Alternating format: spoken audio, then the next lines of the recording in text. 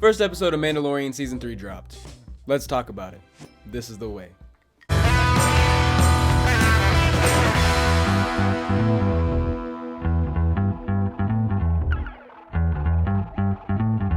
So before we get into the actual review, I just want to show off this little guy. Picked this up about a week ago, and in anticipation for this new season, just wanted to show it off because it's not often I get to show off all my adult purchases. Because not everybody wants to see a whole bunch of Star Wars Legos. And we also get a nice, cool look at this new ship in this episode as well. So, any excuse I can take to show off my Legos, I'll take it. Getting into the review here, the start of season 3 is hot. HAWT, hot. This is great. On the caveat that it does feel slightly disjointed, especially whenever you compare it to season 2 of The Mandalorian, just because there is a giant gap between season 2 and season 3. I wonder why. If you are one of the poor souls that did watch the Book of Boba Fett, then you're totally fine. You're completely caught up and you know what's going on here. However, if you're one of those people that only enjoys great content, first of all, thank you for considering this great content and still being around. Second of all, likely didn't make it to the last 3 episodes of the Book of Boba Fett, or what I would like to call Mandalorian Season 2.5, and know where exactly the relationship between Mandalorian and Grogu lie at the end of that show. Because if you did watch that, then you know that Grogu decides to become a Mandalorian and not become a Jedi. And that's why at the beginning of season 3, Grogu and Mando are together without any explanation. Like, it's not even mentioned in the recap, which I thought was really weird. I thought it would at least touch on that, just because there's nothing touching on what happens in the events between Mando season 2 and season 3 here. With that explanation out of the way though, how was the episode? This was a hot start, okay? Mandalorian seems to be one of the only Star Wars IPs that I can consistently rely on to be great. Some key words that I would use to describe this episode is space western, which already gets my nerd boner super stiff, as well as horror, which I really enjoyed. In both aspects of Mando experiencing some level of horror, or shot in a horror-like sense, as well as antagonists experience a horror where Mando is the monster. It's really, really good. It's really hot stuff. I enjoyed it. I gotta say, this episode is a strong start. However, it also feels like a long side quest. Okay, so like, this is an episode of a series of side quests, and what could be done in several filler episodes, they all handle in the first episode to set up all these subplots of what you're gonna see in episode 2, 3, 4, so on and so forth, okay?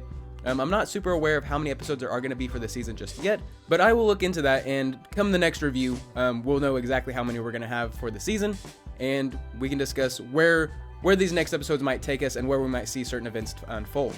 Before we rate this though, one last thing. If you enjoyed Babu Freak, which is literally the only enjoyable part of Rise of Skywalker, or episode 9, then you're gonna love like a 3-minute sequence here where there's a whole room full of Babu Freaks. I know that's not their name. I don't know the alien species name though. I'm not a super nerd like that. I just enjoy Star Wars, okay?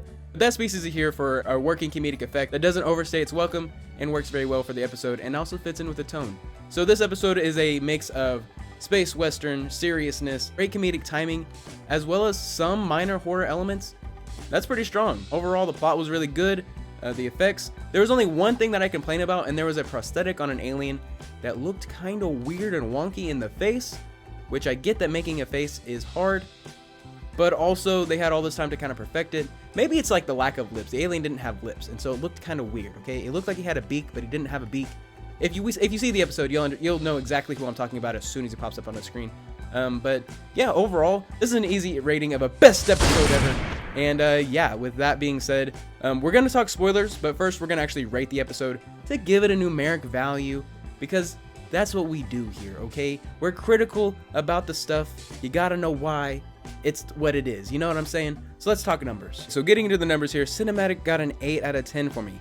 8 out of 10 is what I decided was a fair rating for the cinematic scoring. That's mostly due to how some of the character designs look, and some of the effects that are given.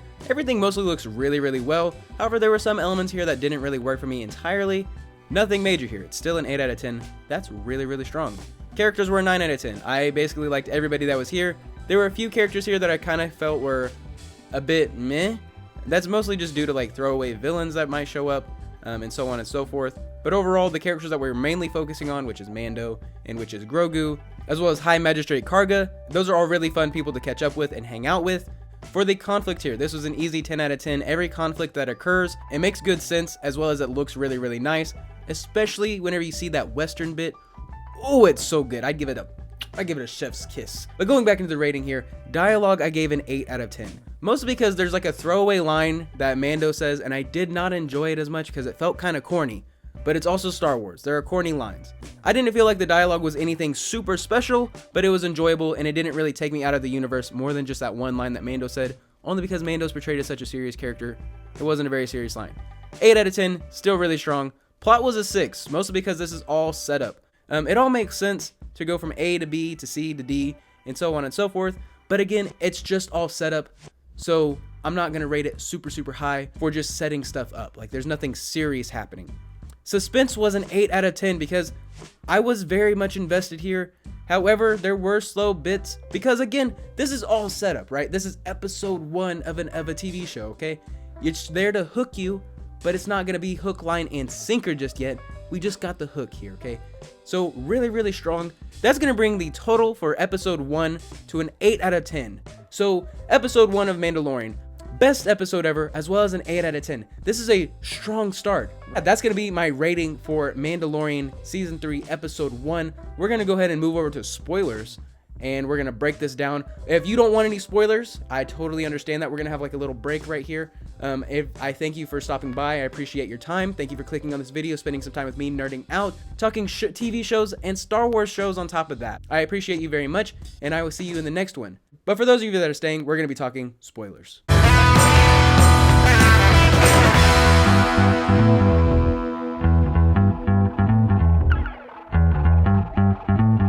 So talking spoilers here, there were some moments that I really enjoyed. It starts off really slow, which I thought this was going to be a flashback sequence because I assume we're going to be getting a lot of flashback sequences, especially based on the trailers that we got before the show even came out. I assume we're going to get a lot of background information on Din Djarin, but no, this takes place in the current moment, and I just want to point out, right, if I were a breakdown channel and telling you all the Easter eggs and stuff, whenever the kid puts on the helmet, we all know that great sound. That is the sound of Darth Vader's helmet activating.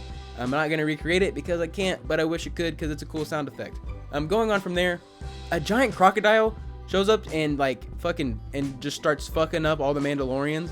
And at some point, you think they just like run back into the cave. But I'm gonna say they're Mandalorians. They got that warrior spirit type shit. And they're just gonna keep fighting. And I get that. But at the same time, I doubt the crocodile could get into the cave. And I know it's not a crocodile, but it acts like a crocodile. So it is a crocodile, right? But then, Mandalorian comes out, saves the day. However, he's reminded that he's not a Mandalorian. And he's told to right his wrongs and not be an apostate anymore. He has to go and bathe in the waters underneath the mines of Mandalore, which supposedly is really poisoned, but it turns out it's not. And that's going to be the entire mission of the show, obviously, is for him to atone for his sins, essentially, and regain the title of Mandalorian once again. From this, he revisits the planet from the first season. Forget what it's called, alright? But we meet up with High Magistrate Karga, once again played by Carl Weathers, and he now runs this city, and it's growing great, looking amazing. And IG-88, the IG-88 droid from Season 1 is now seen as a hero to all, which was in the recap, so we knew that it was going to be coming up for some reason or another. And it turns out that Mandalorian needs the droid to help him in his quest to go to Mandalore. But in the meantime, this is whenever we get this space western scene. Oh my god, whenever they have like the little shootout. It reminded me of the scene from Tombstone where Doc Holliday says, "I'm your Huckleberry," and he's just like leaning leaning up, comes off, and he's just scary and menacing, and not to mess with him. So good. Another chef's kiss character moment for the Mandalorian. And this is also the moment that sets up the rest of the conflict for the episode, as well as like a likely recurring like Saturday television show feeling villain in the pirate gang here. And after this cool western shootout sequence is also whenever we get the horror element that I was mentioning in the non-spoiler section, in which IG-88 is brought back to life, but seems to be going back to his default programming and tries to kill Grogu. And this reminded me of a Terminator type scene in which the Terminator just keeps on coming. I do think it's a little odd that Mandalorian's aim just goes to shit here, but it's okay, he's under pressure, whatever. But from here, this is also whenever we get introduced to the room full of Babu Freaks. I don't know the alien's name, so it's just Babu Freak, alright? That's what it's gonna be. They're all really funny. They talking like mumbled English where you get bits and pieces, it's broken type shit. And it's funny, it works for me. It doesn't stay an overly long amount of time, So I think it's fine, honestly. It works. I completely enjoyed that comedic scene. They tell the Mandalorian, no, we can't fix this droid. He needs a memory card, and to find one is very, very hard. So we're going to be seeing that likely in episode 2, in which Mando will go and seek out a new memory card for this IG droid. And that'll be episode 2 very likely is my assumption and my prediction. But from here, he's traveling space. The pirates come back, and this is the second horror element that I mentioned, in that Mando disappears and becomes like a shark in the galaxy, which is really, really cool. Speaking of sharks in the galaxy, something that I forgot. They touch on the eldritch lore of Star Wars. There's a scene where Grogu is looking out into hyperspace and you see like whale-looking things. I believe these were touched on in Star Wars Rebels, and it's also expanded on in like other Star Wars media, like comics and books and stuff like that. But there are creatures that can travel hyperspace, and there are things that are like way scarier in the Star Wars universe that haven't been seen in like popular media yet, which I thought was really, really cool and just an amazing shot. Like, it's so beautiful. I really enjoyed it. But going back to Mando being a shark in the galaxy, he fucks up these pirates, no problem, easy business. They're all jobbers, okay? And then we get what I assume is going to be like a Saturday morning television type villain in Pirate Captain Gorian Shard. He doesn't seem like a super serious threat. Mando doesn't take him very seriously. And we all know how the ship works. He presses a little button and it just takes off, right? That's how it works. So Mando gets away and he visits Bo-Katan and her Mandalorian castle. We learn that because she doesn't have the Darksaber anymore, she's no longer seen as a real leader for the rest of the Mandalorians. So they've all scattered across the galaxy doing mercenary work like Mandalorians do. Bo-Katan here condemns the cult that Mandalorian belongs to, or the subsect of Mandalorians that the Mandalorian belongs to. There's a lot of Mandalorians here. This is also whenever we learn that the Mandalorian still has his hands on the Darksaber. And she says if he plans on doing anything, he better wave around the Darksaber and become the leader of the Mandalorians once again. From here, that's really all that happens. Like I said, there's not a lot of stuff going on. There's some cool action set pieces, and there's a lot of cool setup, but there's not like a lot of substantial, strong elements here, which is why I rated the plot so low, because it's mostly all setup. But it's interesting to watch, which is what keeps the rating high for me. But yeah, that's really all I have to say. That is the Mandalorian Season 3, Episode 1 review and breakdown. If you enjoyed, don't be afraid to like, share, subscribe. You know, all the YouTube things that you hear everybody tell you anyways. And yeah, I hope to see you in the next one. Peace.